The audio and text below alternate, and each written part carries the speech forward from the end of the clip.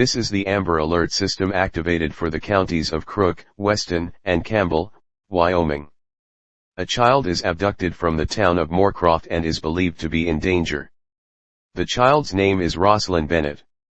She's a 13-year-old black female, 5 feet 4 inches tall, 120 pounds, with black hair and green eyes. Last seen wearing a black and white Hello Kitty shirt, and black pants. Abducted by her stepfather, Demarcus Jerome Eard, 39-year-old black male, 5 feet 10 inches tall, 190 pounds, has no hair and blue eyes. Demarcus removed the child from the mother's home by force and threatened to kill the mother and the child.